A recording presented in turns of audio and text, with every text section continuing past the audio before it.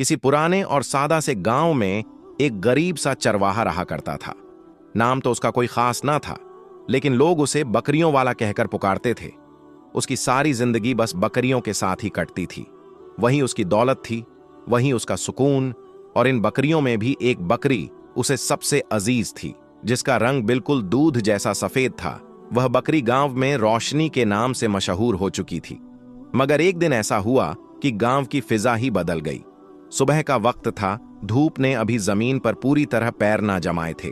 गांव के एक आदमी ने दौड़ते हुए खबर उछाल दी, ओ लोगों, सुना है बकरियों वाले की बकरी ने इंसान का बच्चा पैदा किया है। यह सुनते ही गांव में हलचल मच गई।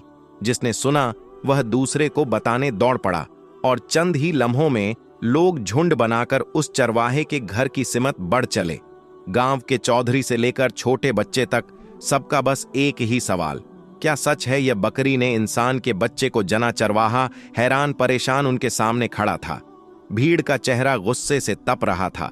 किसी ने लाठी उठाई, किसी ने पत्थर तंज, और इल्जाम की बौछार शुरू हो गई। तुझ जैसा आदमी तो इस दुनिया में जीने के लायक नहीं। हम समझ गए थे तू दिन रात बकरियों में क्यों गुम रहता है। जरूर तूने ही कोई हराम का काम किया है, तभी यह मंजर देखने को मिला। लोग समझ रहे थे चरवाहे ने बकरी के साथ वह किया है जो एक शौहर अपनी बीवी के साथ करता है। चरवाहा दोनों हाथ जोड़कर रोने लगा। उसका गला रूंध चुका था, आवाज कांप रही थी, मगर फिर भी हिम्मत करके बोला, इंसानियत के नाते मेरी बात सुनो, मैं ऐसा नहीं हूं, मैंने कोई गुनाह नहीं किया। उसकी आंखों से आंसू बह रहे थे, कपड़े मिट्टी और खून में हुए थे, लेकिन भीड़ का गुस्सा कम न हुआ। चरवाहा फिर बोला, मैं बताता हूं सच्चाई क्या है। उस रोज मैं अपने जानवरों को चरा रहा था। सब बकरियां चर रही थीं, मगर मेरी रोशनी बकरी एक तरफ जाकर अजीब सी आवाज में मिनमने लगी। मुझे लगा कोई सांप वांप दिख गया होगा। मैं भागता हुआ उसकी तरफ गया, मगर जब पास जाकर देखा तो जान निकल गई। मेरी रोशनी के पास एक नन्हा सा बच्चा पड़ा था। इंसान का बच्चा एकदम दरख्त के नीचे मिट्टी में सना हुआ। मेरी बकरी, जिसका नाम रोशनी है, वह उसे अपनी जुबान से चाट रही थी जैसे अपनी औलाद हो। उसने कांपती हुई आवाज में कहा, मैं तो सख्ते में आ गया था, लेकिन फिर मैंने सोचा मैं तो बे औलाद हूं। तुम सब जानते हो, सालों से औलाद के लिए तरसता रहा। मैंने उस बच्चे को उठा लिया और घर ले आया, और अब उसे अपना बेटा मानकर पाल रहा हूं। मगर गांव वालों पर तो जैसे शैतान सवार हो चुका था। किसी ने लाठी चलाई, किसी ने पत्थर दे मारा। भीड़ एक आवाज में चिल्लाई, झूठ बोलता है, अपने गुनाह पर पर्दा डाल रहा है। बकरी ने इंसानी बच्चा जना है, यह तेरी हरकत का नतीजा है। चरवाहा गिड़गिड़ा आता रहा, गिरता पड़ता रहा, मगर किसी ने उसकी एक न सुनी। चारों तरफ शोर और घुल मचा हुआ था। लोग बेकाबू थे, कोई लाठी लिए खड़ा था, कोई गालियों की बौछार कर रहा था। चरवाहा अपनी फरियाद करता रहा, मगर वहां किसी के दिल में रहम आया था। लेकिन भीड़ के पीछे एक शख्स खड़ा सब देख सुन रहा था। उम्र में थोड़ा बड़ा, चेहरा सादा, मगर आंखों में गहराई थी। वह गांव का जाना पहचाना आदमी था। ज्यादा बोलता नहीं था, मगर जब बोलता था तो लोग सुनते थे। उसने सामने आकर कहा, ठहरो जरा, सोचो, ये जो इल्जाम हम इस चरवाहे पर लगा रहे हैं, क्या वाकई ऐसा मुमकिन है? क्या कभी किसी ने सुना है कि बकरी ने इंसान को जना हो? भीड़ में सन्नाटा सा छा गया। सबकी नजर उस शख्स पर टिक गई। वह फिर बोला, मुझे यह मामला सीधा नहीं लग रहा। दाल में कुछ काला है, और क्या पता इस बेचारे का कोई कसूर ही ना हो सकता है बच्चा कहीं से लावारिस आया हो और इसने उसे बचा लिया हो। गांव वालों में एक अजीब सी बेचैनी फैल चुकी थी। जो लोग अभी तक आंख मूंद कर चरवाहे को गुनहगार समझ बैठे थे, अब उनके दिल में भी एक बार यह सवाल उठने लगा, अगर वह बेकसूर निकला तो आखिरकार गांव के वही चंद समझदार लोग एक जगह जमा हुए। उनमें से एक बोला, देखो भाइयों, अगर हमने कोई गलत फैसला कर लिया और यह चरवाहा बेगुनाह निकला तो सोचो हम कितना बड़ा जुल्म कर बैठेंगे। दूसरे ने हामी भरी, ठीक कहते हो, हमें किसी तजुर्बे का समझदार बूढ़े के पास जाना चाहिए, जो उम्र में भी बड़ा हो और इल्म में भी। सबने सर हिला दिया। आखिर गांव के सबसे बुजुर्ग और इज्जतदार शख्स बूढ़े बाबा के पास जाने का फैसला हुआ। बूढ़े बाबा गांव के एक किनारे अपनी झोपड़ी में रहते थे। लंबी सफेद दाढ़ी, झुकी कमर, लेकिन आंखों में तजुर्बे का समुंदर। जब गांव वाले उनके पास पहुंचे तो बाबा आराम कर रहे थे। उन्होंने सब कुछ तफसील से बाबा को सुनाया। चरवाहा बकरी, इंसानी बच्चा, गांव का गुस्सा, सब कुछ। बूढ़े बाबा कुछ देर आंखें बंद करके सोचते रहे, फिर गहरी आवाज में बोले, बेटा, इल्जाम लगाना आसान होता है, लेकिन हकीकत तक पहुंचना बहुत मुश्किल। तुम लोग कहते हो बकरी ने इंसानी बच्चा जना है, यह तो उसूलों के खिलाफ है, लेकिन फिर भी सच्चाई क्या है यह जानना जरूरी है। एक नौजवान बोला। तो बाबा, अब क्या किया जाए? बूढ़े बाबा ने कहा, हमें किसी तबीब, किसी हकीम के पास जाना चाहिए जो इस बच्चे का मुआयना करे, देखे कि इसकी बनावट, इसका जिस्म क्या कहता है। वही बताएगा कि यह बच्चा किसका है, इंसान का या बकरी का। गांव वालों को बाबा की बात झंझ गई, तय हुआ उसी वक्त शहर से किसी मशहूर तबीब को बुलाया जाए। अगले ही दिन दूर के कस्बे से एक हकीम आया। ऊंचा कद, सिर पर रुमाल, आंखों में तजुर्बे की चमक, अपने साथ बड़े बड़े किताबों वाले थैले लाया था। गांव वाले बच्चे को लेकर उसके सामने पहुंचे। हकीम ने तसल्ली से बच्चे का पूरा मुआयना किया, उसके चेहरे की रेखाएं देखी, हाथ पैर, आंखें, चमड़ी, सब कुछ परखा। फिर गहरी सांस लेकर बोला, सुनो गांव वालों, यह बच्चा बिल्कुल सही सलामत है, नॉर्मल है, एक इंसानी बच्चे की तरह, कोई फर्क नहीं। यह बच्चा बकरी का हो ही नहीं सकता, यह किसी इंसान की औलाद है और इंसानों के दरमियान ही पैदा हुआ है, समझे? गांव वाले हैरान रह गए। जिन चेहरों पर गुस्सा था, अब हैरत तारी थी।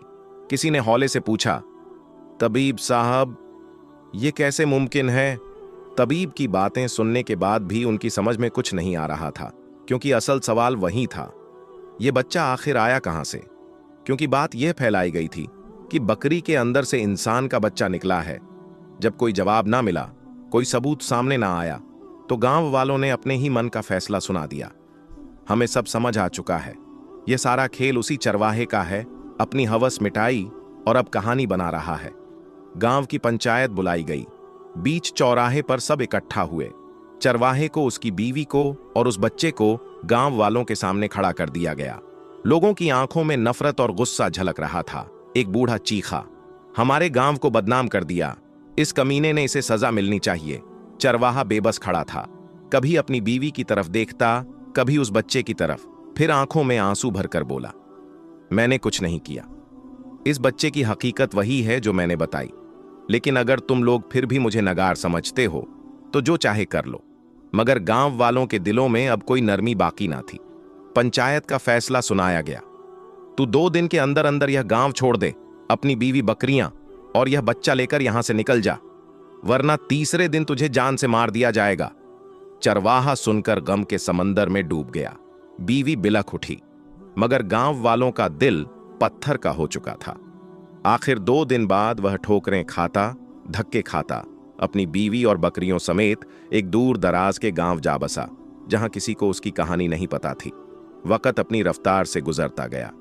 चरवाहा उस अनजाने गांव में नई जिंदगी शुरू कर चुका था। अपने गम को सीने में दबाए हर दिन उसी बच्चे की परवरिश में लग गया था। उसकी बीवी भी अब उस बच्चे को सीने से लगाकर दूध पिलाती, लोरी सुनाती और मां बनने का हर किरदार निभाती।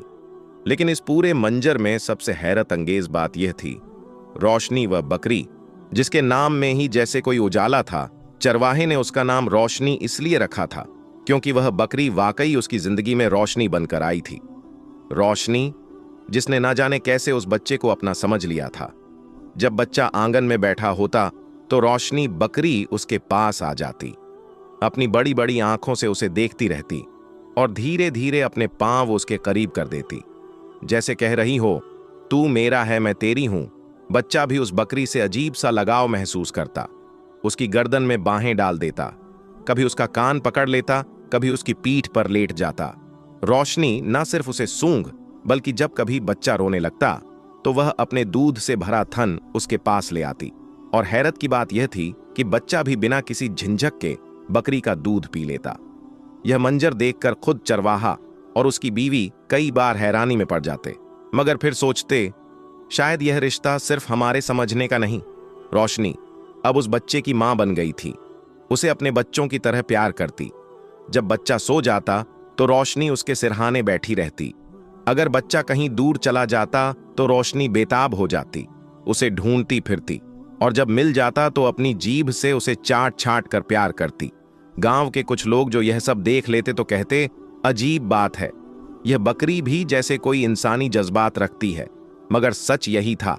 रोशनी अब उस बच्चे के लिए सिर्फ एक जानवर नहीं, एक साया बन गई थी। वक्त का पहिया धीरे धीरे घूमता रहा। चरवाहा अपने उस छोटे से आशियाने में दिन रात मेहनत करता, बकरियों का ल रखता और उसी बच्चे की परवरिश में अपनी जान लुटाता। उस नए गांव में चरवाहे का घर एक बड़े ताजिर के मकान के बिल्कुल साथ ही था। वह ताजिर बड़ा रसूखदार और दौलतमंद था। उसके पास न जाने कितने ऊंट, घोड़े और नौकर चाकर थे। ताजिर की 2 बीवियां थीं, एक का मिजाज बड़ा सख्त और बदगुमान, जबकि दूसरी न जाने कैसी साफ दिल की औरत थी। हर किसी के दुख दर्द में शरीक होने वाली खामोश सी, सलीकेदार, सीधी सादी सी औरत। धीरे धीरे चरवाहे की बीवी से उसका अच्छा मेल झोल बन गया। दोनों अक्सर आंगन में बैठती, बातें करती, कभी रोटियां पकाती, कभी पुराने जमाने के किस्से सुनाती, कभी अपने दिल का दर्द बांटती। चरवाहे की बीवी ने जब उस नेक औरत को अपना दुख बताया कि किस तरह गांव वालों ने उन इल्जाम लगाया, कैसे उन्होंने उस बच्चे को पाला, तो ताजिर की बीवी की आंखों से आंसू छलक पड़े। वह बच्चा भी धीरे धीरे बड़ा हो रहा था। उसकी बड़ी बड़ी आंखें, गोरा चेहरा और मोहब्बत भरी मुस्कान जो किसी का भी दिल जीत ले। ताजिर की नेक बीवी जब कभी उसे देखती तो एक अजीब सा सुकून उसके दिल में उतर आता। कभी कभी वह उसे चुपके से गोद में उठा लेती, अपनी छाती से लगा लेती और उसकी नन्ही सी उंगलियों को पकड़कर यूं देखती जैसे किसी जुदा हो चुके अपने बच्चे की याद में खो गई हो। उसके चेहरे पर अजीब सी बेचैनी आ जाती, आंखें भर आती और फिर बेसाख कहती, यह बच्चा कितना प्यारा है, इसे देखती हूं तो दिल करता है सब छोड़ दूं, बस इसे अपनी गोद में रख लूं। वह औरत उस बच्चे को देखकर कई बार रो देती, लेकिन वजह किसी को समझ ना आती। ना चरवाहा समझ पाता, ना उसकी बीवी। बस इतना जानते थे कि ताजिर की यह बीवी दिल की बहुत साफ है और इस बच्चे से बेइंतहा मोहब्बत करने लगी है।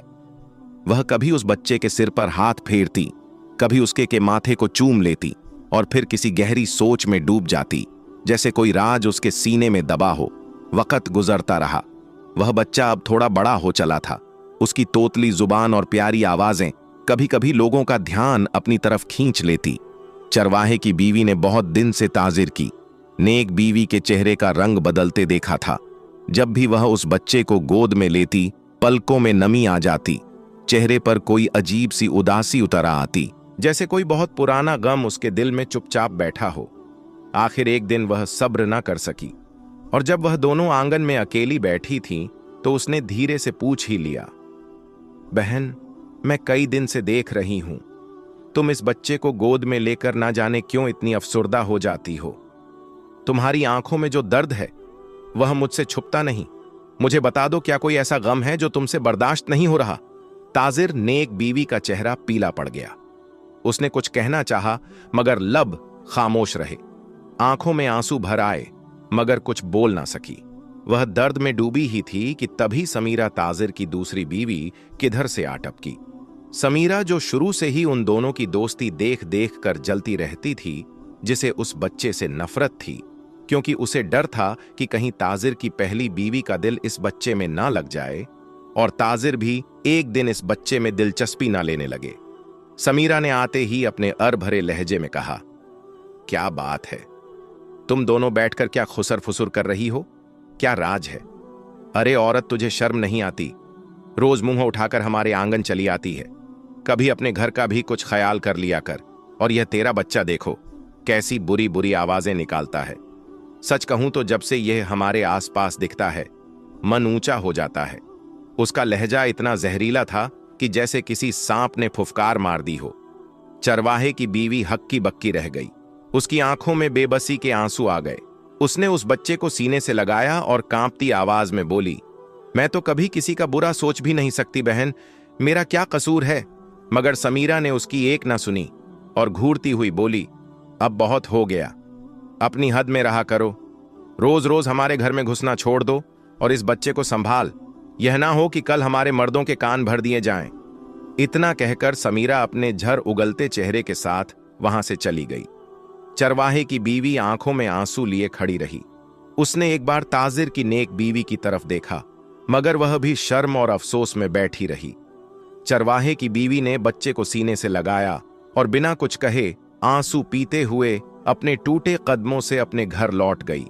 उसके दिल में ना जाने कितने सवाल उमड़ रहे थे, कितना झर भर दिया था समीरा के अल्फाजों ने, मगर मजबूरी यह थी कि आवाज उठाने का हौसला ना था। शाम ढल चुकी थी। चरवाहा बकरियों का रेवड़ लेकर घर लौटा, थका मांधा धूल मिट्टी से लथपथ। घर की देहरी पर कदम रखा ही था कि देखा उसकी बीवी एक कोने में बैठी है, आंखें सूंझी हुई, चेहरा उदास, जैसे कोई बड़ा बोझ सीने पर रखे बैठी हो। चरवाहा सब समझ गया। उसने पास जाकर धीरे से पूछा, क्या हुआ, क्यों बैठी हो? इस तरह किसी ने कुछ कहा क्या?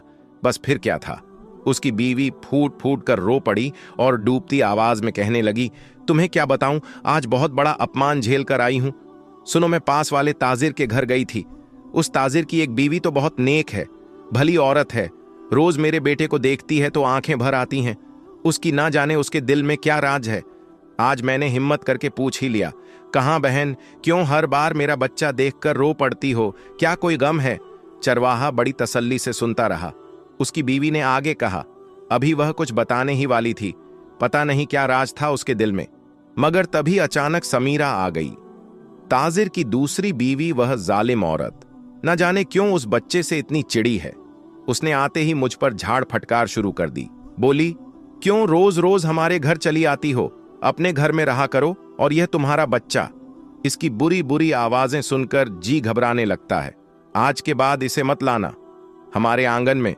मैंने कहा, मैं तो कुछ लेने आई भी नहीं, बस बहन से दो बातें कर रही थी। मगर वह कुछ सुनने को तैयार ही नहीं थी, डांट कर निकाल दिया। मुझे ऐसा अपमान मैंने जिंदगी में कभी नहीं झेला।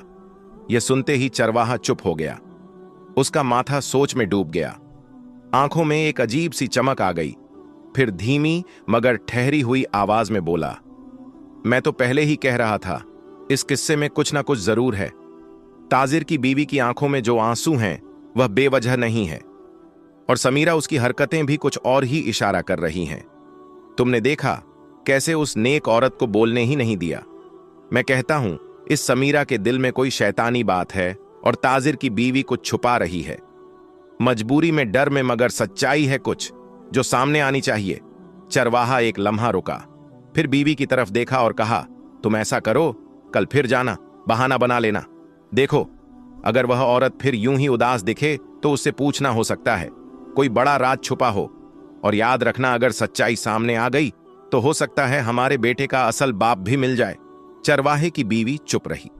आंखों में उम्मीद की एक हल्की सी चमक आई। आंसू पहुंचते हुए बोली, ठीक है, मैं कल जरूर जाऊंगी और सच्चाई पता लगाकर ही लौट। दूसरे दिन सुबह सुबह चरवाहा हमेशा की तरह अपनी बकरियां लेकर जंगल की सिमत चला गया। उसके जाते ही चरवाहे की बीवी ने वह इरादा पूरा करने का पक्का इरादा कर लिया जो रात भर उसके दिलो दिमाग में घूमता रहा था। वह धीरे धीरे ताजिर के घर की तरफ बढ़ी। उसका दिल जोर जोर से धड़क रहा था, जैसे कोई बड़ा राज खुलने वाला हो। इत्तेफाक से ताजिर की पहली बीवी समीरा उस वक्त घर पर मौजूद नहीं थी। वह किसी काम से बाजार गई हुई थी। घर पर सिर्फ ताजिर की दूसरी बीवी नाजरीन थी।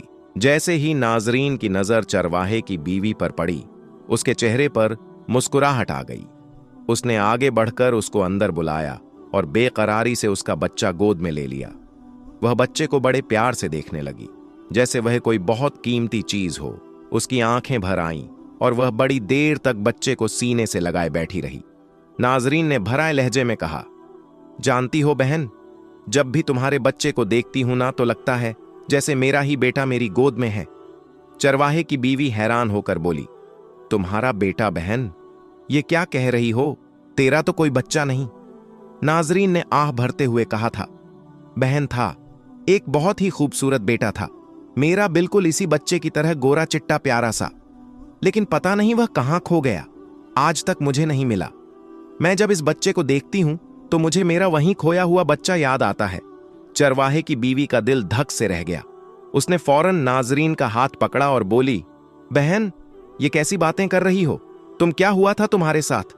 सच सच बताओ, तुम्हारे साथ आखिर ऐसा कौन सा हादसा हुआ? नाजरीन की आंखों में आंसू आ गए। उसका गला भर गया। उसने धीमी आवाज में कहना शुरू किया, बहन, मैं ताजिर की दूसरी बीवी हूं।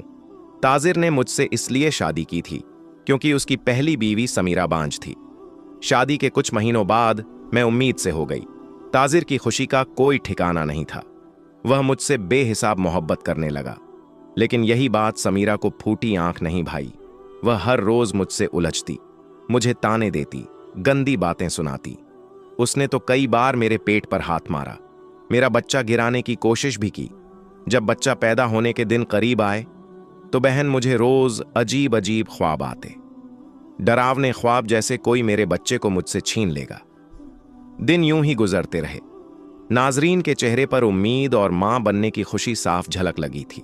हर दिन उसका हाथ अपने पेट पर रखकर वह अपने आने वाले बच्चे से बातें करती, उसके लिए ख्वाब बुनती, और फिर वह दिन आ ही गया जिसकी वह कितने महीनों से राह देख रही थी। उस रोज सुबह ही पूरे घर में हलचल सी मच गई। नाजरीन दर्द से कराह रही थी, लेकिन उसके चेहरे पर अजीब सी खुशी थी। ताजिर के दिल में भी एक अजीब सा जोश था। वह बेकरार हो रहा था। और फिर नाजरीन ने एक खूबसूरत बेटे को जन्म दिया। चांद सा बेटा, गोरा सफेद चेहरा, गुलाबी होंठ। गांव में चारों तरफ यह खबर फैल गई। ताजिर ने खुशी में खूब खर्च किया। अब ताजिर का लगाव नाजरीन से और ज्यादा बढ़ गया था। वह हर पल उसे देखता रहता, बच्चे को गोद में उठाता और सीने से लगाकर कहता, नाजरीन, आज तुमने मुझे इस दुनिया की सबसे बड़ी दौलत दी है। अब मेरी जिंदगी पूरी हो गई। लेकिन इस खुशी के आलम में एक चेहरा था जो इस चहल पहल और मुस्कुराहटों में स्याह पड़ा जा रहा था। समीरा, उसका दिल जल जल कर राख हो रहा था। उसकी आंखों में एक अजीब सी नफरत भरी रहने लगी थी। नाजरीन और उसके बच्चे की मोहब्बत और इज्जत उसे किसी सूरत गवारा नहीं थी।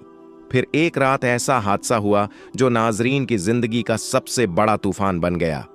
रात का वक्त था, सब अपने अपने बिस्तरों में सो रहे थे। नाजरीन अपने बेटे को सीने से लगाए सोई थी। हर मां की तरह वह हर करवट पर बेटे को देखती, उसे छूती और तसल्ली पाती। लेकिन न जाने कब उसकी आंख लग गई और फिर वह ख्वाबों की दुनिया में कहीं खो गई। अचानक किसी अनजाने डर से नाजरीन की आंख खुली। उसके दिल में अजीब सी बेचैनी थी। उसने फौरन बेटे की तरफ हाथ बढ़ाया, लेकिन उसका हाथ खाली पड़ा। नाजरीन की रूह कांप गई। मेरा बच्चा कहां है? वह फौरन बिस्तर से उठी, चारपाई के नीचे देखा, कमरे के हर कोने में झांका। कहीं उसका चांद सा बच्चा नजर नहीं आया। मेरा बच्चा कहां गया? नाजरीन के चीखने की आवाज सुनकर ताजिर की आंख खुल गई। वह भी तड़प कर उठ बैठा। क्या हुआ नाजरीन? बच्चा कहां है? नाजरीन फूट फूट कर रोने लगी। मैंने तो उसे अपने सीने से लगाकर सुलाया था, अब नहीं है, कहीं नहीं है। ताजिर भी पागलों की तरह इधर उधर भागने लगा। दोनों ने पूरा घर छान मारा, लेकिन बच्चा कहीं नहीं था। इतने में समीरा आकर बैठ गई और दिखावे का दुख जताने लगी। अरे बहन, ऐसा मत रो, बच्चे को देखेंगे, मिल जाएगा, शायद कहीं गिर पड़ा हो। लेकिन नाजरीन को उसके लहजे में एक अजीब सा सुकून महसूस हुआ, जैसे उसे यह सब पहले से मालूम हो। उस रात के बाद नाजरीन की जिंदगी अंधेरे में डूब गई। ताजिर ने बहुत तलाश किया, पूरे गांव में डुगडुगी पिटवाई, हर दरवाजे पर गया, लेकिन उसका बच्चा कहीं नहीं मिला। और आज इतने बरस बाद नाजरीन उस दर्द को सीने में छुपाए जिंदा थी। और जब जब उस चरवाहे के बच्चे को देखती तो उसे अपना वही खोया हुआ बच्चा याद आता था। इतना कहते कहते नाजरीन का गला रंध गया और वह चरवाहे की बीवी के सामने फूट फूट कर रो पड़ी। बहन, मेरा बच्चा मुझसे छिन गया। मैं आज भी नहीं जानती मेरे बेटे का क्या हुआ। इधर नाजरीन अपने दिल का बोझ हल्का कर रही थी और अपनी दुख भरी दास्तान सुना रही थी। उधर ताजिर की शातिर बीवी समीरा लौट आई थी। दरवाजे से अंदर दाखिल होते ही उसके कानों में दोनों औरतों की बातें पड़ गईं। वह दबे पांव आकर पास ही खड़ी हो गई और पर्दे के पीछे से सारी बात सुनने लगी। जब उसने नाजरीन के मुंह से सुना कि कैसे उसका बच्चा अचानक गायब हुआ था, कैसे वह आज तक उस बच्चे की तलाश में है, तो समीरा के चेहरे का रंग उड़ने लगा। उसकी रूह कांप गई। एक लम्हे को तो वह पत्थर जैसी बनकर खड़ी रह गई। समीरा के दिल में अब एक नया डर पैदा हो चुका था। उसे ना नाजरीन की आंखों में जो मोहब्बत उस चरवाहे के बच्चे के लिए दिख रही थी, वह बर्दाश्त नहीं हो रही थी। वह मन ही मन बौखला उठी। कहीं यह बच्चा, कहीं यह वही तो नहीं। उसका झन उलझ गया। वह अपने आप से सवाल करने लगी, ऐसा कैसे हो सकता है? नहीं नहीं, मैंने तो उसे बहुत अच्छे से खत्म कर दिया था। उसे जमीन में खुद अपने हाथों से दबा आई थी, फिर यह बच्चा कैसे जिंदा हो सकता है? नहीं, यह मेरा वहम है, मेरा वहम, मैं पागल हो गई हूं। मगर उसका दिल था कि मानने का नाम ही नहीं ले रहा था। उसका जहन बार बार उसी सिमत खींच रहा था। लेकिन अगर कहीं वह बच्चा वाकई जिंदा हो तो उसकी आंखों के सामने अंधेरा सा छा गया, माथे पर पसीना छलक आया। वह बुरी तरह घबरा गई थी। एक तरफ डर था कि कहीं उसकी पोल ना खुल जाए, दूसरी तरफ उस बच्चे का अक्स उसके सामने घूम रहा था। फिर अचानक समीरा का जहन एक अजीब से ख्याल से भर गया। मुझे एक बार उस जगह जाकर देखना चाहिए जहां मैंने उस बच्चे को दबाया था। कहीं ऐसा तो नहीं कि किसी ने वहां से बच्चे को निकाल लिया हो। मगर नहीं, इतने बरस हो गए, अब तक तो बस उसकी हड्डियां ही बची होंगी। अगर कोई उठाता तो तब तक शोर मचता नहीं। नहीं, कोई नहीं उठा सकता। फिर भी देखना तो पड़ेगा। उसका दिल किसी सूरत चैन नहीं लेने दे रहा था। वह बेचैन हो गई थी, अंदर ही अंदर घुट रही थी। उसके जहन में शोर मचने लगा। अगर आज ना गई तो शायद फिर कभी मौका ना मिले। अब भी कहा, अभी देखाऊं। इतना सोचकर वह घर से दबे पांव निकली, चारों तरफ नजर दौड़ाई और सीधा जंगल की सिमत भाग पड़ी। वहीं जहां उसकी दरिंदगी दफन थी, जहां उसने नाजरीन के प्यारे बच्चे को गाढ़ा था, उसकी रफ्तार तेज होती जा रही थी। पांव कांप रहे थे, मगर दिल में एक ही ख्वाहिश थी, देखूं क्या बच्चा अब भी वहीं है या सचमुच मेरा शक सही है। जैसे ही वह जंगल के उस वीराने में पहुंची, वह जगह देखते ही उसके जिस्म में सिहरन दौड़ गई। हर तरफ खामोशी थी, पेड़ों की सरसराहट, पत्तों की चुप्पी, सब जैसे उसे गवाहों की तरह घूर रहे हों। समीरा जंगल में उस जगह मिट्टी खोद रही थी जहां कभी अपनी दरिंदगी को दफन करके आई थी। मिट्टी उधेड़ हुए उसके हाथ कांप रहे थे, सांसें उखड़ रही थीं, माथे पर पसीना बह रहा था। लेकिन जैसे ही उसकी आंख उस गड्ढे पर पड़ी, उसका रंग हो गया। वहां ना कोई कपड़ा था, ना कोई हड्डी, ना ही कोई बच्चा। वहां तो जैसे कभी कुछ था ही नहीं। समीरा एक लम्हे के लिए जड़ हो गई। उसकी समझ में कुछ नहीं आ रहा था, यह कैसे हो सकता है? मैंने तो खुद अपने हाथों से इसी जगह बच्चे को दफन किया था। फिर यह जगह साफ कैसे? क्या कोई यहां से निकाल ले गया? नहीं नहीं, किसी को क्या पता होगा। उसकी आंखें पत्थर आ गईं, दिमाग सुन्न पड़ गया था। उसी वक्त समीरा की नजर पास ही एक जगह चढ़ती हुई बकरियों पर पड़ी, और उनमें से एक बकरी उसे बड़ी अजीब निगाहों से घूर रही थी, जैसे उसे पहचान रही हो, जैसे कह रही हो, हां मैं तुझे जानती हूं, वही औरत है तू जिसने उस रात यहां कोई जुर्म किया था। ये वही बकरी थी रोशनी, जो उस रात भी समीरा को देख चुकी थी। और आज जब उसने समीरा को वहीं मिट्टी खोदते देखा तो जैसे उसकी सारी यादें ताजा हो गईं। वह अपनी बड़ी बड़ी आंखों से घूरने लगी। समीरा एक पल के लिए कांप उठी। उसे लगा जैसे यह बकरी उसे पहचानती है, मगर अगले ही पल उसने अपने दिल को समझाया, अरे मैं भी कैसी पागल बातें सोच रही हूं जानवर, भला क्या जाने इंसानों का खेल। लेकिन समीरा के दिल का डर अब और बढ़ता जा रहा था। उसके होश उड़ गए थे। कहीं कहीं किसी ने उस बच्चे को सच में निकाल तो नहीं लिया, और अगर ऐसा हुआ तो वह बच्चा अब किसके पास होगा? कहीं वह बड़ा होकर मेरे सामने आ खड़ा ना हो।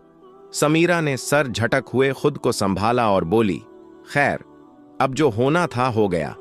अगर बच्चा जिंदा भी है तो कोई क्या कर लेगा? किसी के पास कोई सबूत नहीं, वह बच्चा कभी मुझे ढूंढ भी नहीं पाएगा। इतना सोचकर समीरा तेजी से वहां से निकली और घर की सिमत चल पड़ी। रास्ते भर उसका चेहरा पीला पड़ा था। दिल में एक अजीब सा खौफ था, लेकिन ऊपर से खुद को मजबूत दिखा रही थी। घर पहुंचते ही उसने अपनी पुरानी चालाकी शुरू कर दी। ताजिर को देखकर बनाटी आह भरी और बोली, तुम्हारी दूसरी बीवी नाजरीन ही मनहूस है। उसी की वजह से हमारे घर का चैन और सुकून सब खत्म हो गया है। देखो, उसका बच्चा भी नहीं बचा सका। जाने किस घड़ी में निकाह किया था तुमने। उससे समीरा के जहरीले अल्फाज ताजिर के दिल में उतरते जा रहे थे।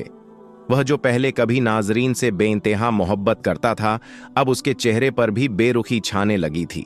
समीरा की बातों ने जैसे उसके दिल में नाजरीन के लिए नफरत भर दी थी।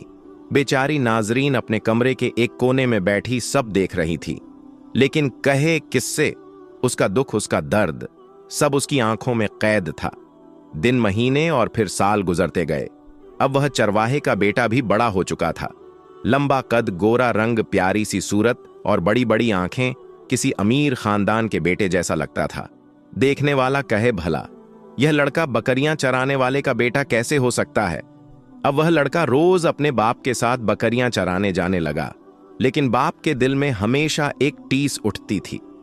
बेटे को यूं जंगलों में बकरियों के पीछे भागते देखता तो आंखें भर आती। एक रोज जब बाप बेटे दोनों जंगल में बैठे थे, चरवाहे ने बेटे के सर पर हाथ रखा और बोला, बेटा शरीफ, यह बकरियां चरा लेना कोई बड़ा काम नहीं है, यह तो हमारी मजबूरी है, लेकिन मैं नहीं चाह तू मेरी तरह सारी उम्र यूं ही काट दे। तेरा बाप अनपढ़ है, मगर तुझे पढ़ा लिखा देखना चाहता है। शरीफ ने प्यार से बाप की तरफ देखा और पूछा, अब्बा, मैं पढ़ लिख कर क्या करूंगा। उस दिन के बाद चरवाहा अपने बेटे को पढ़ाने का इरादा कर चुका था। फिर क्या था, उसने अपने पेट काटा, बकरियां बेच दी, मजदूरी की, लेकिन बेटे को गांव के सबसे अच्छे उस्ताद के हवाले कर दिया। दिन रात एक कर शरीफ ने पढ़ाई में और वक़्त के साथ पढ़ाई में आगे बढ़ता चला गया। पूरे गांव में उसकी अक्लमंद और इल्म के चर्चे होने लगे। इधर ताजिर की अच्छी बीवी नाजरीन को इस बात की खबर तक ना थी कि जिस बेटे के लिए वह बरसों से तड़प रही है, उसका अपना लहू उसके बिल्कुल करीब है, उसी गांव में उसी फिजा में सांस ले रहा है। नाजरीन को उस लड़के में एक अजीब सी कशिश महसूस होती थी।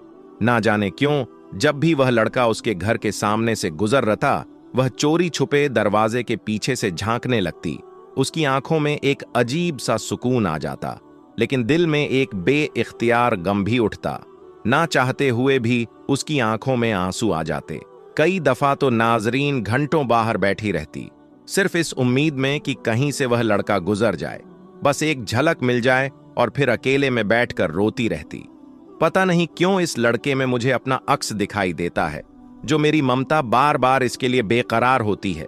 इसका मतलब क्या है? मगर किसे बताती नाजरीन, उसकी हालत एक उस तिश्नगी जैसी हो गई थी जो पानी के समंदर के किनारे बैठी हो मगर पी नहीं सकती। वक्त अपनी रफ्तार से चल रहा था, मगर किसे खबर थी कि जिंदगी अब एक नया इम्तिहान लेने वाली है। एक रोज चरवाहा रोज की तरह अपनी बकरियां लेकर जंगल की तरफ निकल गया। मौसम साफ था, लेकिन दोपहर होते होते अचानक बादल घिर आए। तेज आंधी, बिजली और बारिश का ऐसा कहर टूटा कि पूरा जंगल कांप उठा। चरवाहा बकरियों को समेटने की कोशिश करता रहा, लेकिन मौसम की शिद्दत बढ़ती चली गई। आसमान से बिजली गिरी और उस गरीब बाप की वहीं जंगल में मौत हो गई। शाम तक जब घर न लौटा तो उसकी बीवी और बेटा दोनों बेचैन हो उठे। किसी ने आकर खबर दी, चलो जंगल में एक लाश मिली है, शायद वही है। जिस्म कांप उठा उसकी बीवी का, और जब बेटे शरीफ ने अपने बाप की लाश देखी तो बिलक पड़ा, अब्बा, अब्बा उठो, ना देखो मैं आ गया। मगर कहां, अब वह हमेशा के लिए खामोश हो चुका था। उस दिन उस छोटे से झोंपड़े पर दुखों का पहाड़ टूट पड़ा। शरीफ वहीं अपने बाप के पास बैठकर रोता रहा। किसी का कलेजा पानी हो जाए। यह मंजर देखकर उसका सीधा साधा बाप, जिसकी सारी ख्वाहिश बस इतनी थी कि उसका बेटा पढ़ लिख कर आदमी बन जाए, आज मिट्टी में मिल चुका था। कई दिन तक घर में चूल्हा ना जला। चरवाहे की बीवी तो जैसे पत्थर बन गई थी। कमरे में खुद को बंद कर लिया, न किसी से मिलती न बात करती। मगर ममता ऐसी थी कि चाहे खुद भूखी रह जाती, मगर शरीफ के आगे कभी खाली थाली न रखती। रिश्तेदारों ने कुछ दिन बकरियों का संभाल लिया, घास पानी दे दिया, मगर कब तक। एक दिन बैठकर चरवाहे की बीवी ने सोचा, अब ऐसे नहीं चलेगा। मर गए तो सबने पूछ लिया, अब तो किसी को हमारी परवाह नहीं। अगर मैंने हिम्मत ना की तो मेरा बेटा भी मेरे साथ खत्म हो जाएगा। वह उठी, आंखें पहुंची और फैसला कर लिया, मैं ही अब यह बकरियां चराहूंगी, इनका दूध बेचूंगा। ऊंगियड भी लेती, मगर हार नहीं मानी। शरीफ स्कूल से लौटता तो मां की हालत देख सीधा उसके पास पहुंच जाता। अम्मी, आप थक गई होंगी, चलो मैं ले चलता हूं। बकरियों को घर में खुश हो जाती बेटे की यह बातें सुनकर, लेकिन हर रोज एक ही ख्याल दिल में उतरता, शरीफ तुझे बड़ा आदमी बनाना है, बस तुझे पढ़ाना है। उधर ताजिर के घर में अब समीरा का हुक्म चलता था। घर का हर कोना, हर सौदा उसकी मर्जी से होता। ताजिर भी जैसे उसकी बातों में पूरी तरह कैद हो चुका था। और नाजरीन, वह तो अब अपने ही घर में पराई हो गई थी। एक बेबस औरत जिसकी दुनिया कभी खुशियों से भरी थी, आज वह चार दीवारी में बस एक नौकरानी बनकर रह गई थी। नाजरीन दिन रात बस काम में लगी रहती, कभी आंगन में झाड़ू, कभी बर्तन मांजना, कभी खाना बनाना। और फिर सौतन समीरा की बातें सुनना, ताने सुनना। मगर उसने भी किसी से कोई शिकायत न की। अपने सीने में हर जख्म छुपाए रहती। बस एक उम्मीद थी उसके दिल में कि काश उसका वह खोया हुआ बच्चा किसी दिन लौट आए और उसकी सूनी गोद भर जाए। इधर चरवाहे के घर के हालात भी दिन बदन खराब होते जा रहे थे। घर का खर्च, खाने पीने का सामान, सब कुछ मुश्किल होता जा रहा था। शरीफ के पास ना ठीक कपड़े थे, ना ढंग के जूते, मगर वह बच्चा कभी उफ तक ना करता। बस मां के चेहरे की तरफ देखता रहता, जिसे वह टूट कर चाहता था। एक दिन जब मां ने शरीफ को पुराने कपड़ों में स्कूल जाते देखा तो उसका कलेजा मुंह को आ गया।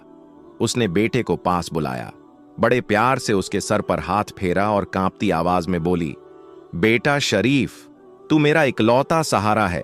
देख, मैंने बकरियों का दूध बेच बेच कर थोड़े थोड़े पैसे जमा किए हैं। सोचती हूं आज बाजार जाऊंगी, तुझे नए कपड़े और अच्छे जूते लेकर दूंगी। तुझसे ज्यादा कीमती इस दुनिया में मेरे लिए कुछ नहीं। शरीफ की आंखें भर आईं। वह अपनी मां के गले लग गया। अम्मी, मुझे कुछ नहीं चाहिए, बस आप मेरे साथ रहे। मगर मां ने बेटे की बात ना मानी। उसका दिल तड़प रहा था। अपने बेटे को अच्छे लिबास में देखने को मां ने आगे कहा, बेटा सोच रही हूं, हमारे साथ वाले जो ताजिर का घर है वहीं काम कर लूंगी, बर्तन धो दूंगी, झाड़ू पोछा कर दूंगी, जो मिलेगा उससे तेरा खर्चा उठा लूंगी। तुझे पढ़ाना है बेटा, तुझे बड़ा आदमी बनाना है। शरीफ ने मां की आंखों में देखकर कुछ भी ना कहा, बस उसका हाथ थाम लिया। उस छोटे से बच्चे को भी अब समझ आ गया था गरीबी क्या होती है और मां का दर्द क्या होता है। अगले ही दिन चरवाहे की बीवी सुबह सुबह ताजिर के आलीशान घर के बाहर पहुंची। हाथ में एक पुरानी सी चादर थी और आंख में लाचारी, मगर हौसला फिर भी बाकी था। दरवाजे पर दस्तक दी तो नौकर ने आकर दरवाजा खोला और अंदर खबर दी। समीरा बाहर आई। नजर पड़ी तो उसका चेहरा एकदम बिगड़ गया। घूरते हुए बोली, हाँ तू आई है काम मांगने, पहले सोच ले मेरा घर आना है या नहीं। समीरा का तो दिल कर रहा था उसे वहीं से लौटा दे, मगर अंदर की चालाकी ने उसे रोक लिया। सोचने लगी, अगर मैंने इसे भगा दिया तो सारा बोझ फिर से नाजरीन पर आ जाएगा और वह बीमार पड़ी है। ज्यादा बोझ डाला तो कहीं मर ही ना जाए, फिर ताजिर मुझसे सवाल करेगा। आखिर मजबूरी में समीरा ने उसे काम पर रख लिया, मगर चेहरा अब भी गुस्से से भरा हुआ था। बोली, ठीक है, बर्तन मान झाड़ू पहुंचाकर, लेकिन जरा भी लापरवाही की ना तो अगले ही दिन निकाल दूंगी। चरवाहे की बीवी ने हामी भरी और काम में लग गई। उधर नाजरीन की तबीयत वाकई कई दिनों से खराब थी। बुखार और कमजोरी ने उसे बिस्तर से लगा दिया था। एक दिन मौका देखकर नाजरीन ने चरवाहे की बीवी को पास बुलाया और अपनी सारी कहानी कह सुनाई। कैसे उसकी गोद उजड़ गई, कैसे सौतन ने उसकी जिंदगी बेकार बना दी और कैसे अब वह इस घर में एक जिंदा लाश बनकर रह रही है। नाजरीन की बातें सुनकर चरवाहे की बीवी की आंखें भर आईं। उसने नाजरीन का कांपता हुआ हाथ थामा और बोली, अरे बहन, तेरा क्या कसूर, क्यों खुद को गुनहगार समझती है? देख, वक्त हमेशा एक सा नहीं रहता। नाजरीन की सुनी आंखों में पहली बार थोड़ा सा सुकून उतरता महसूस हुआ, मानो किसी ने उसके जख्मों पर मरहम रख दिया हो। फिर धीरे धीरे चरवाहे की बीवी की बातें असर करने लगी और नाजरीन ने खुद को संभालना शुरू कर दिया। अब वह सलीके से साफ सुथरे कपड़े पहनने लगी, बालों में तेल लगाकर छोटी बनाती, चेहरे पर हल्की सी मुस्कान लाने की कोशिश करती, शौहर की पसंद का खाना बनाती, उसकी हर जरूरत का ख्याल रखती, नाजरीन में आती। यह तब्दीली देख समीरा का तो खून खोलने लगा। उसे लगने लगा जैसे उसकी बसी बसाई दुनिया उजड़ने वाली है। उसके सीने पर मानो सांप लौटने लगे। वह सोचने लगी, यह औरत तो फिर से अपने शौहर का दिल जीतने लगी है। नहीं, ऐसा नहीं होने दूंगी। अगले दिन सुबह का वक्त था। सूरज की किरणें धीरे धीरे जमीन पर फैल रही थीं। चरवाहे की बीवी अपने बेटे शरीफ के सिर पर प्यार से हाथ फेरती हुई बोली, बेटा, आज तेरी स्कूल से छुट्टी है। मैं जल्दी ताजिर के घर जा रही हूं। तू ऐसा कर, बकरियों को चराला देख, पास वाले खेत में ले जाना, वहीं बहुत घास उगी है। मगर बेटे, बकरी रोशनी का ख्याल रखना, वह घर के अंदर न घुस जाए। शरीफ ने सर हिला दिया और बोला, अम्मी, तुम फिक्र मत करो, मैं संभाल लूंगा। सब चरवाहे की बीवी जल्दी से ताजिर के घर चली गई। उधर शरीफ अपनी बकरियों को लेकर ताजिर के घर के बाहर वाले खुले मैदान में ले गया, जहां दूर दूर तक हरी घास बिखरी हुई थी। शरीफ ने सब बकरियों को छोड़ दिया और अपनी सबसे अजीज बकरी रोशनी के पास जाकर बोला, देख रोशनी, यहीं रहना, खूब घास खाना, मगर अंदर में जाना, समझी ना रोशनी? जैसे उसकी हर बात समझ रही हो। उसने गर्दन हिलाई और वहीं रुक गई। शरीफ इत्मीनान से अपनी मां को देखने अंदर चला गया। आज नाजरीन की तबीयत बहुत खराब थी। बदन तपा जा रहा था, चेहरा पीला पड़ चुका था। ताजिर खुद अपनी बीमार बीवी के सिरहाने बैठा था और बहुत ख्याल रख रहा था। नाजरीन की आंखों में ताजिर के लिए मोहब्बत के साथ साथ एक अजनबी सा सुकून था। कई बरसों बाद ताजिर उसे यूं तवज्जो देता देख रही थी, मगर यह मंजर समीरा के लिए किसी डरवाना ख्वाब से कम नहीं था। उसका कलेजा जल उठा। उसने मन ही मन सोचा, जरूर यह सब उस चरवाहन का किया धरा है। उसी की वजह से यह मेरी आंखों के सामने अपने शौहर का प्यार देख रही है। नहीं, यह मैं नहीं होने दूंगी। इन्हीं ख्यालों में डूबी समीरा की नजर अचानक खेलते हुए शरीफ पर पड़ी। शरीफ नादानी में घर के एक कोने में बैठा खेलने लगा था। समीरा का गुस्सा सर पर पहुंच गया। लपक कर आई और शरीफ का बाजू पकड़कर चीखी, हरामजादे, किसने कहा था घर के अंदर आने को? निकल यहां से। इतना कहकर उसने शरीफ को धक्का दिया और थप्पड़ जड़ दिए। शरीफ सहम गया। आंखों में आंसू भराए इतने में बाहर घास खाती रोशनी को जैसे अपने दोस्त की चीख सुनाई दी। वह सर उठाकर भागती हुई अंदर चली आई।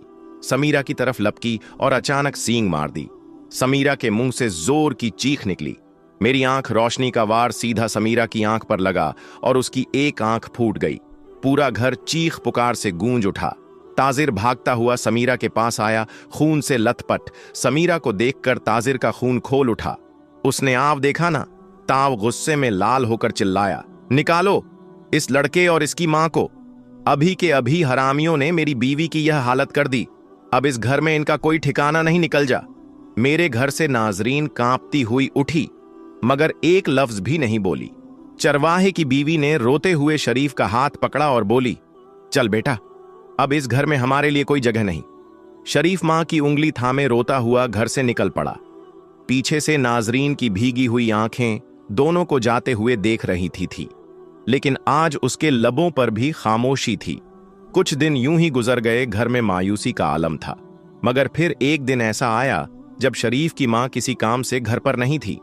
घर में सिर्फ शरीफ और उसकी वफादार बकरी रोशनी मौजूद थी। उसी वक्त ताजिर की पहली बीवी नाजरीन धीरे धीरे शरीफ के घर पहुंची। दरवाजे पर ठिठकी, फिर अंदर आकर बोली, बेटा शरीफ, आज तुम्हारी मां घर में नहीं है ना? चलो मेरे साथ चलो, मेरे घर। नाजरीन के लहजे में एक अजीब सी नरमी थी, जैसे दिल में कोई पुरानी टीस उठी हो। शरीफ प्यार से उसकी तरफ देखने लगा, फिर धीरे धीरे उठकर उसके साथ चल पड़ा। मगर जैसे ही वह दोनों दरवाजे से बाहर निकले, रोशनी उनके आगे दीवार बनकर खड़ी हो गई। आंखों में अजीब सी बेचैनी, जैसे वह कुछ कहना चाहती हो। नाजरीन हैरान हुई, फिर मुस्कुराकर बोली, आ तू भी चल मेरे साथ, आज तुझे भी लेकर चलते हैं। नाजरीन ने बकरी की रस्सी हाथ में पकड़ी और शरीफ को लेकर अपने घर चल पड़ी। घर पहुंचते ही ताजिर ने देखा तो आग बबूला हो गया। यह क्या बेहद की है नाजरीन? किस बात से तू इस लड़के और इसकी बकरी को हमारे घर खींच लाई? निकाल बाहर इनको। नाजरीन कांपती आवाज में बोली, मैं जानती हूं तुम्हें गुस्सा आ रहा है, लेकिन पता नहीं क्यों दिल कह रहा है कि इस बकरी की आंखों में कोई बात छुपी है, जैसे यह हमें कुछ कहना चाह रही है। ताजिर और ज्यादा भड़क गया, बकरी क्या कहेगी? तू पागल हो गई है क्या? मगर तभी वहां बैठे एक बूढ़े बाबा, जो ताजिर के पुराने दोस्त थे, चुपचाप यह सब देख रहे थे। वह धीरे से बोले, ताजिर, कभी कभी जानवरों की जुबान भी समझनी चाहिए। मैंने उम्र भर जानवरों के बीच गुजारी है। यह बकरी वाकई कुछ कहना चाहती है। सभी की नजर अब रोशनी पर टिक गई। रोशनी ने जोर जोर से मिमी आना शुरू किया। कभी शरीफ की तरफ देखकर मिम आती, कभी नाजरीन की तरफ, फिर ताजिर को घूरती जैसे कोई राज खोलने वाली हो। कभी देर तक यह सब चलता रहा और यह सब देखकर आखिरकार वह ताजिर के दोस्त बाबाज किसी हद तक बेकरी की बात समझ गए। बूढ़े बाबा आगे बढ़े, उन्होंने रोशनी के सिर पर हाथ फेरा, फिर बोले, ये बकरी कह रही है, सुन ताजिर, ये बच्चा शरीफ जिसके लिए तूने इस बेचारी औरत को घर से निकाल दिया, वह तेरा अपना लहू है, तेरा अपना बेटा है। यह सुनते ही ताजिर के पैरों तले जमीन खिसक गई। क्या बक रहे हो बाबा? कैसे? बाबा ने गहरी सांस ली और बोले, मैंने इस बकरी की आंखों में वह दर्द देखा है जो एक मां के सीने में होता है। यह बकरी गवाह है उस सच्चाई की। यह जानती है कि शरीफ तेरा और नाजरीन का बेटा है। नाजरीन के चेहरे से जैसे सारा खून खींच गया, आंखें भर आईं, कांपती आवाज में बोली, हां ताजिर, मुझे भी हमेशा से शक था, आज सच सामने आ गया। ताजिर वहीं बैठ गया, सिर पकड़ लिया, और बकरी रोशनी अब भी मिमिया रही थी, जैसे अपने शरीफ के लिए इंसाफ मांग रही हो। नाजरीन की आंखों से आंसू रुक ही नहीं रहे थे, दिल पर जैसे कोई बोझ उतरा हो। वह एकदम आगे बढ़ी और शरीफ को सीने से लगा लिया। उसकी सिसकियां पूरे आंगन में गूंजने लगी। हाय मेरा बच्चा मेरी आंखों के सामने पलता रहा और मुझे खबर तक ना हुई। यह मेरा ही लहू है, मेरा ही बेटा है। नाजरीन के लफ्जों में एक मां का दर्द साफ झलक रहा था।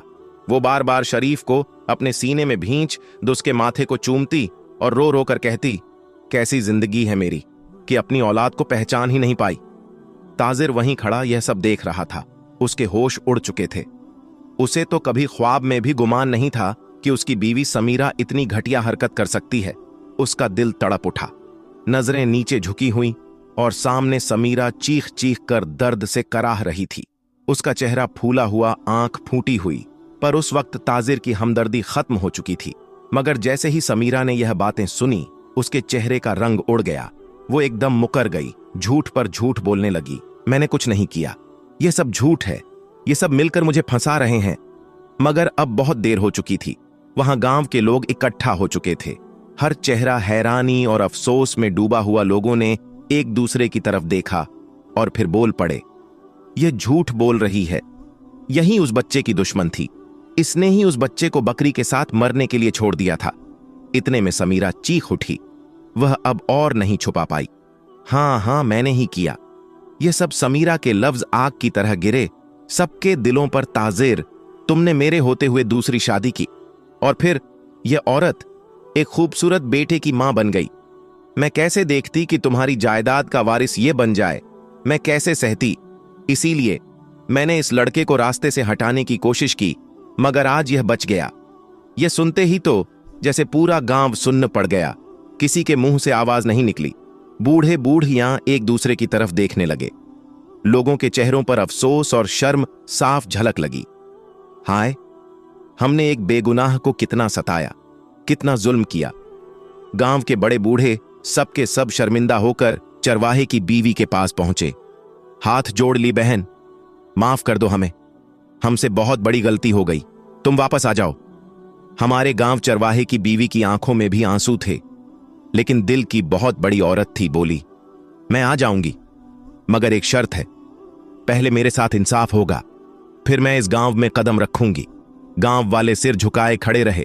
फिर सबने फैसला किया, समीरा अब गांव के सारे काम करेगी। उसकी सजा यही है कि जब तक जिंदा है मेहनत करके अपनी गलती का बोझ उठाए। ताजिर अब तक गुस्से में कांप रहा था। उसका बस नहीं चल रहा था कि समीरा का वहीं गला घोंट दे, मगर फिर उसने जोर से कहा, अब यह औरत मेरे घर में एक पल भी नहीं रहेगी। समीरा, तलाक है तुझे, आज के बाद तेरा और मेरा कोई रिश्ता नहीं। समीरा वहीं जमीन पर गिर पड़ी। लोग चुपचाप खड़े रहे। किसी को कोई हमदर्दी नहीं बची थी उसके लिए। इसके बाद गांव वालों ने पूरे इज्जत से चरवाहे की बीवी को गांव में वापस लाने का फैसला किया। मगर जैसे ही वह चलने लगी, शरीफ फूट फूट कर रोने लगा। अम्मी, मैं तुझे छोड़कर नहीं जाऊंगा। ताजिर भी आगे बढ़ा। नाजरीन की आंखों में भी आंसू थे। ताजिर ने धीमे लहजे में कहा, बहन अब यह तेरा नहीं, हमारा बेटा है। मैं चाहता हूं तू हमारे घर में रहे, मेरी बहन बनकर, इस घर की इज्जत बनकर। नाजरीन भी आगे बढ़ी। उसने शरीफ को सीने से लगाया। बेटा, आज के बाद हम सब एक हैं, कोई तुम्हें अलग नहीं कर सकता। और फिर शरीफ ने अपनी मां और अपने असली मां बाप से लिपटकर जी भर के रोया। गांव के लोग भी रो पड़े और आखिरकार शरीफ के चेहरे पर एक मुस्कान लौट आई। दोस्तों, असल माजरा यह था कि ताजिर की पहली बीवी समीरा की कोई औलाद नहीं हुई। बरसों गुजर गए, मगर उसके आंगन में बच्चों की किलकारी ना गूंजी। ताजिर को औलाद की चाहत थी। उसने रिश्तेदारों और गांव वालों के लाख समझाने के बावजूद दूसरी शादी कर ली। नाजरीन ने कुछ ही वक्त में एक खूबसूरत से बेटे को जन्म दिया। ताजिर की खुशियां बहुत ज्यादा थीं, मगर यह खुशियां समीरा के दिल में जलन बनकर उतर गई। वो रात रात जागती, आंसू बहाती, और एक दिन उसकी यह जलन उसे हैवानियत की हद तक ले गई। एक बार दिन के वक्त जब सब सो रहे थे, समीरा दबे पांव नाजरीन के कमरे में दाखिल हुई। प्यारा सा बच्चा झूले में पड़ा हुआ था। समीरा ने इधर उधर देखा और फिर कांपते हाथों से उस बच्चे को उठा लिया। उसका इरादा पूरा हो चुका था। वह बच्चे को लेकर जंगल की तरफ भागी। समीरा की आंखों में सिर्फ एक ही ख्वाहिश थी कि इस बच्चे का नाम और निशान मिटा दे। जंगल के एक कोने में जा पहुंची, कांपते हाथों से जमीन खोदने लगी और फिर अपने ही हाथों से बच्चे को उस गड्ढे में डाल दिया। बच्चा जोर जोर से रो रहा था, मगर समीरा का दिल पत्थर बन चुका था। वह सब कुछ करके पलट ही रही थी, मगर यह सब कुछ कोई देख रहा था। एक बकरी चरवाहे की सबसे अजीज बकरी रोशनी ने समीरा को जा देखा, फिर दौड़कर उस गड्ढे तक पहुंची, अपने पैरों से मिट्टी हटाई और अपनी गर्म गर्म जबान से बच्चे को चाटने लगी। बच्चा रोते रोते भी रोशनी की छांव में थोड़ा सा संभल गया। उधर चरवाहा अपनी बकरियां चराते चराते उसी जंगल में आ निकला। बकरी रोशनी को वहां देख घबरा गया। करीब पहुंचा तो देखा कि रोशनी किसी पैदा हुए बच्चे को चाट रही है। उसकी आंखें फटी की फटी रह गईं और वहीं से असल मुसीबत शुरू हुई। गांव वाले जब ये मंजर देखे तो उन लोगों ने बिना सोचे समझे हंगामा मचा दिया। ये बकरी बच्चा जनी है, ये कोई शैतानी चीज है, चरवाहा बकरी के साथ गलत काम करता है। असल माजरा क्या था ये हमने आपको बता दिया। ये वीडियो आपको कैसी लगी कमेंट में जरूर बताएं। वीडियो को लाइक भी जरूर कर दें।